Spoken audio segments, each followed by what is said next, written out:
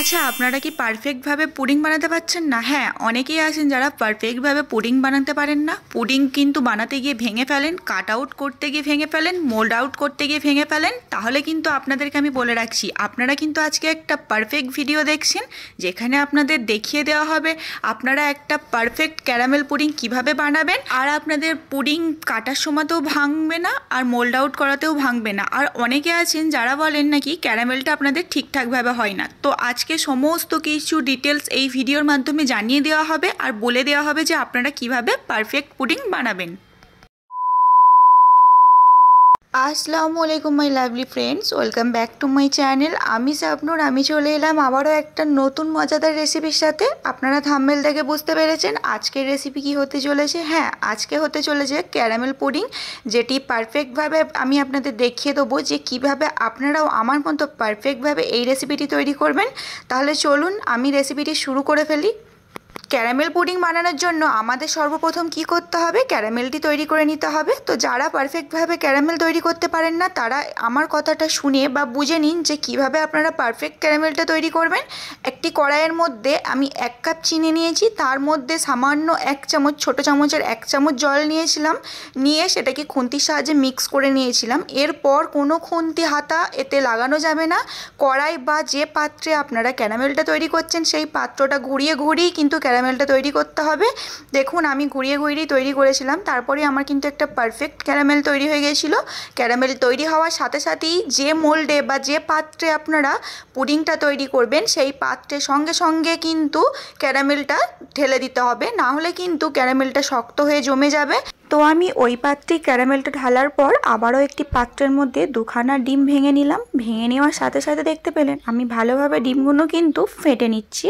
তো ডিমটা ভালোভাবে ফাটানো হয়ে যাবার পর আমি এখানে 1 কাপ পরিমাণ চিনি দিলাম। চিনির পরিমাণটা বা মিষ্টির পরিমাণটা আমি আমার মতো দিয়েছি। আপনারা যদি একটু বেশি খেতে চান তাহলে বাড়িয়ে নেবেন, আর কম খেতে চাইলে তো একটু কমিয়ে নেবেন।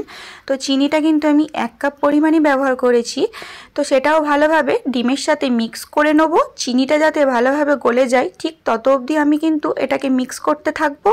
তারপরে আমি এখানে দিয়ে দিলাম 1/2 চামচ মতো ভ্যানিলা এসেন্স। এটা যদি আপনাদের কাছে না থাকে আপনারা এটা স্কিপ করতে পারেন, কোনো ব্যাপার না, এটা অপশনাল, দিতেও পারেন নাও দিতে পারেন। আমি একটা সুন্দর ফ্লেভারের জন্য এটা দিয়েছি, আর এটা দিলে কিন্তু খুবই ভালো, একটা গন্ধ ভাব থাকবে না। তো যাই হোক, এটাকেও দিয়ে ভালোভাবে ডিমের সাথে মিক্স করে নিলাম। তো চিনিটা আমার কিন্তু পুরোপুরি গলিনি, আমি ভালোভাবে এটা মিক্স করছি, চিনিটা গলার অপেক্ষায় থাকলাম। চিনিটা আমার অলমোস্ট গলে গেছে। তখন এখানে আমি 1/2 লিটার দুধ দিয়ে দিলাম।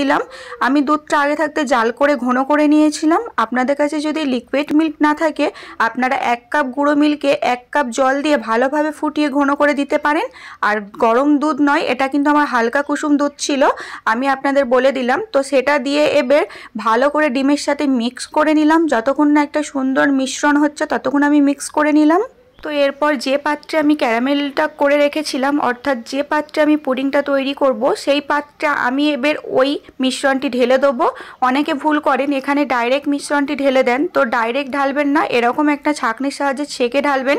তাহলে আপনাদের পুডিংটা কিন্তু একদম সফট হবে আর মসৃণ হবে, যেখানে ফেটে ফেটেও যাবে না আর ভেঙেও যাবে না। তো আমি এটা ছাঁকনির সাহায্যে ছেঁকে রেখে দিলাম। তারপর কড়াইয়ের মধ্যে আমি কিছুটা জল দিয়ে গরম করতে বসিয়ে দিয়েছিলাম।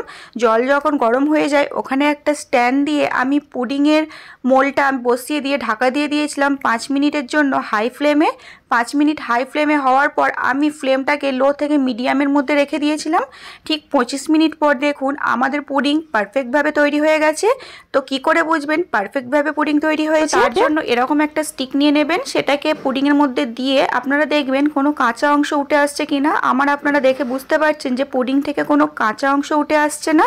তো আমাদের পুডিং পারফেক্টভাবে বেক হয়ে গেছে। তো এরপর পুডিংটাকে আমি নাবিয়ে রেখে দিয়েছিলাম নর্মাল টেম্পারেচারের জন্য 10 থেকে 20 মিনিট। তারপরে এটাকে ফ্রিজ করেছিলাম আমি 1 ঘন্টার জন্য। আমার হাতে সময় কম ছিল তাই আমি 1 ঘন্টা রেখেছিলাম। আপনাদের হাতে যদি সময় বেশি থাকে 4-5 ঘন্টা ফ্রিজ করার চেষ্টা করবেন। কিন্তু 1 ঘন্টা পরও আমার পুডিংটা পারফেক্ট হয়েছে। তো পুডিংটা আমি নিয়ে এসে সাইডগুলো আমি ছুরির সাহায্যে কাট করে নিলাম। ওপরে একটা প্লেট দিয়ে এইভাবে উল্টে দিতে হবে। উল্টে দেওয়ার পর সঙ্গে সঙ্গে কিন্তু তুলবেন না, একটু এইভাবে নাড়াচাড়া করবেন। তারপরেই দেখবেন আপনাদের পুডিংটা খুব সহজেই বেরিয়ে আসছে। তো দেখতেই পাচ্ছেন মাশাআল্লাহ আমাদের পুডিং কত সুন্দরভাবে তৈরি হয়ে গেছে। তো আমার প্রসেসটা আপনারা তো যে এ থেকে জেড অবধি ফলো করেন, তাহলেও আপনারা মাশাআল্লাহ এরকম একটা সুন্দর পুডিং তৈরি করে ফেলবেন। তো আমি আপনাদের সামনে পুডিংটা কাট আউট করে দেখাচ্ছি। দেখুন এটা কাটার সাথে সাথে কোনো ভেঙেও যাচ্ছে না। আর আপনারা যখন তুলবেন একটা মোটা ছুরি বা মোটা জিনিসের সাহায্যে তোলার চেষ্টা করবেন। আমি দেখুন একটা হালকা সরু ছুরির সাহায্যে তুলেছি, তাও কিন্তু মাশাআল্লাহ আমার এটা কোনো ফাটিনি, পুরো পারফেক্টভাবে এটা বেক হয়েছে। তো আপনারাও যারা পুডিং বানাতে পারেন না তারা অবশ্যই রেসিপিটি ট্রাই করুন। আপনারাও ইনশাআল্লাহ একটা সুন্দর পুডিংয়ের রেসিপি তৈরি করে ফেলতে পারবেন। আর এটা কিন্তু খেতে অনেকটা মজার হয়। তো আমার এই রেসিপিটি আপনাদের কীরকম লাগলো অবশ্যই জানাবেন। আমি আবারও নতুন একটা ভিডিওর সাথে চলে আসবো। ততক্ষণ আপনারা ভালো থাকবেন। বাই, আল্লাহ হাফেজ।